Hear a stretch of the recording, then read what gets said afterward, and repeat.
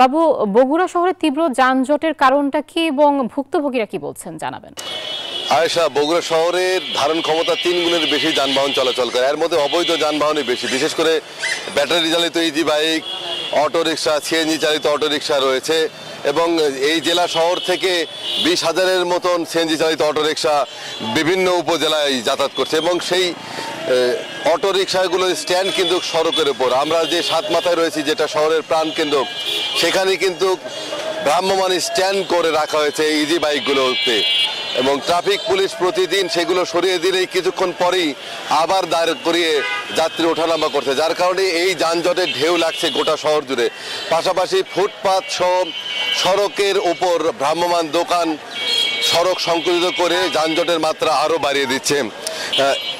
এছাড়া এই শহরের মধ্যে দিয়ে প্রতিদিন চলাচল করে 16টি ট্রেন এবং 3টি গেট বন্ধ করে দেওয়া হয় ট্রেন চলাচলের মিনিমাম 5 মিনিট আগে, যার কারণে যানজট কিন্তু আরও তীব্র হয়।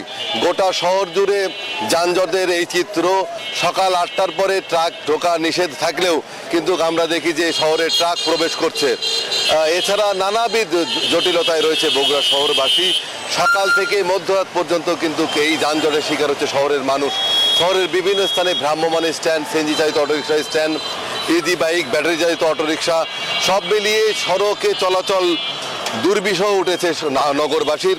জেলা প্রশাসন, পুলিশ প্রশাসন, পৌর কর্তৃপক্ষ বিভিন্ন উদ্যোগ নিলেও যানজট নিরসন হয়নি। ট্রাফিক পুলিশ প্রতিদিন প্রাণান্তকর চেষ্টা চালিয়ে যাচ্ছে যানজট নিরসনে। তারপরেও কিন্তু এই অবৈধ যানের দাপটের কাছে অনেকটা অসহায় হয়ে পড়েছে শহরবাসী।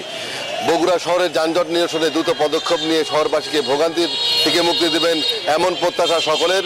এই ছিল বগুড়া থেকে সর্বশেষ। বাবু, আপনাকে ধন্যবাদ আমাদের সাথে যুক্ত হবার জন্য।